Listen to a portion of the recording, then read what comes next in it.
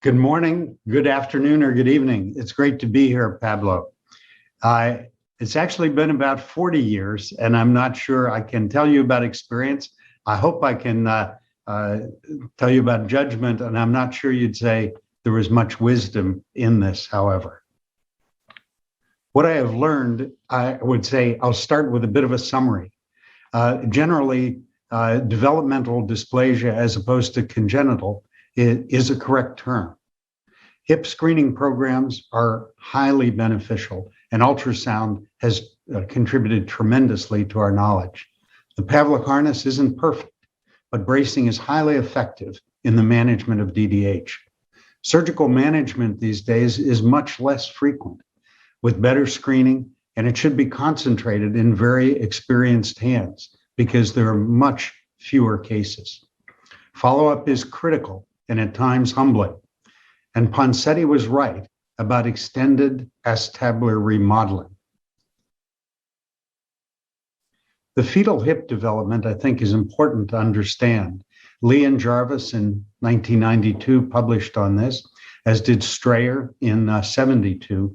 Recently, I've had an opportunity to look at ultrasound in fetal hips, and it gives a window into hip development that's important. DIAZ further commented on the development of the acetabulum that's a deep cavity initially becoming shallower at birth.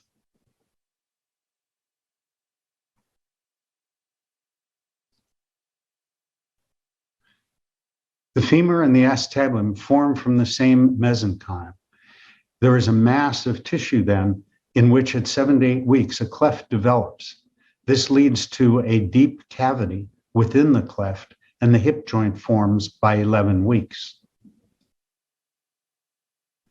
If we look at an ultrasound of this, and this is an ultrasound of a fetus at 24 weeks, seen in our fetal hip program, or excuse me, our fetal program at Boston Children's Hospital.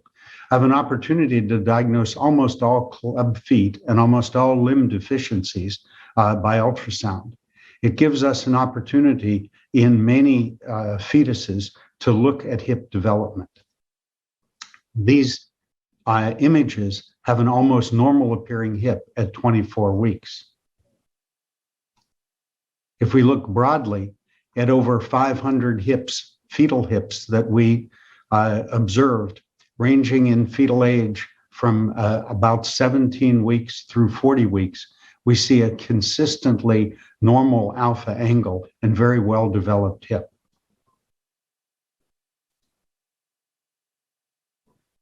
Fetal movement and force is necessary to develop a normal hip. The fetal growth and the hip becomes increasingly constrained as the fetus grows. The acetabulum then becomes shallower in some of the children and a femoral head less spherical, and the hip joint becomes less stable in the perinatal period than it was in early fetal development. There are some hips, however, like this one. This is a child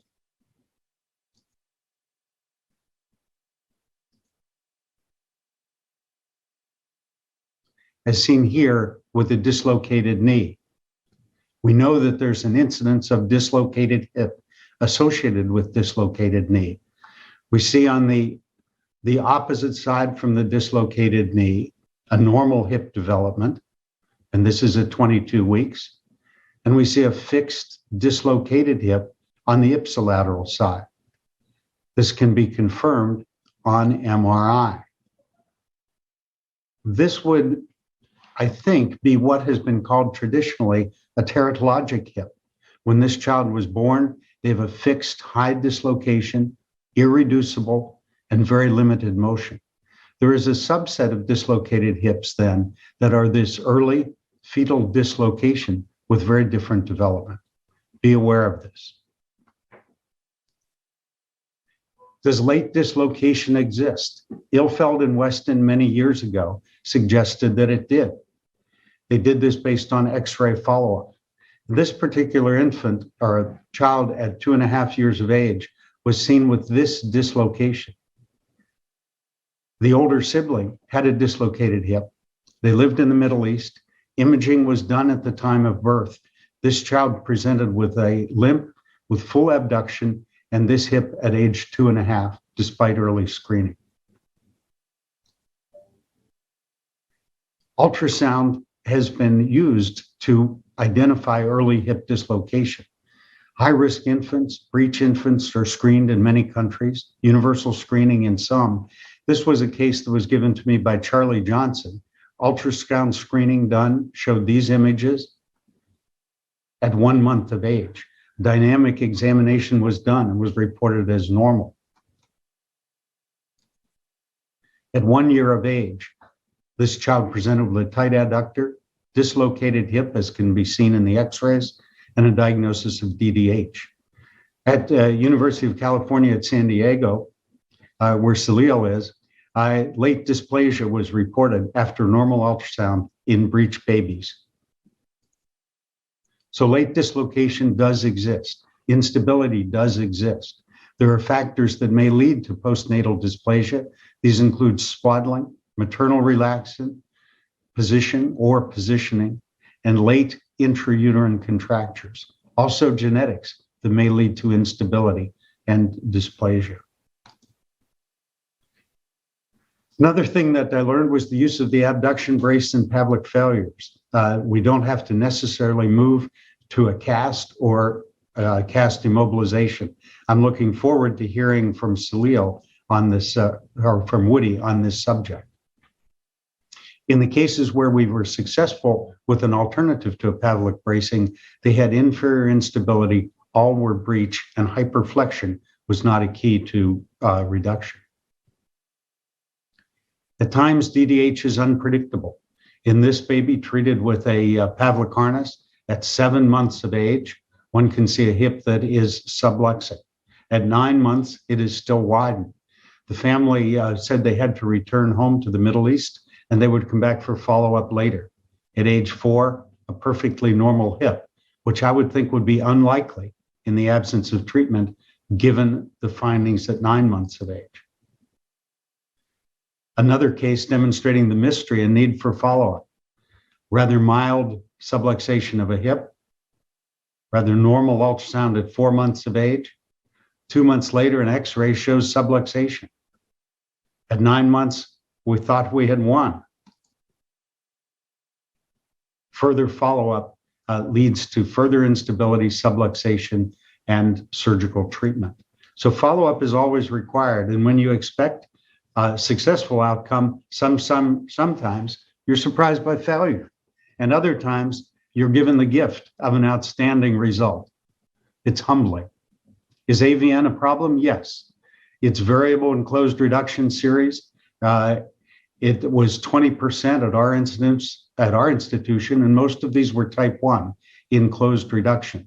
Stu Weinstein's series has 15 to 20% in the 200 hips that were reported. We'll probably hear something about this. Experimentally, in a pig model, as seen here with abduction, using MR and gadolinium, we can show normal perfusion that is shut off with hyperabduction. Because of this, we tried to use this in closed reduction monitoring using gadolinium as a predictor of avascular necrosis. It was not as accurate as it was experimentally. Young Joe has published a paper on this, but in those cases that had global decrease in flow, it was predictive of avascular necrosis, and it was helpful for us in 3D imaging. We're continuing to look at this and flow studies in predicting avascular necrosis. Acetabular growth continues from rim and triradiate. A stable femoral head location stimulates growth, and AVN may lead to lateral growth disorder in the femoral head and acetabulum. Follow-up is always needed. There's marked improvement in the understanding of DDH, gratifying decrease in the number of late dislocations. Bracing can be highly effective in DDH, and concentrating surgical experience seems very beneficial to me as the number of cases go down. And this has led to Young Joe Kim and our HIP team, as well as Mike Millis, doing the surgical results and really doing exceedingly well with it. Thank you very much.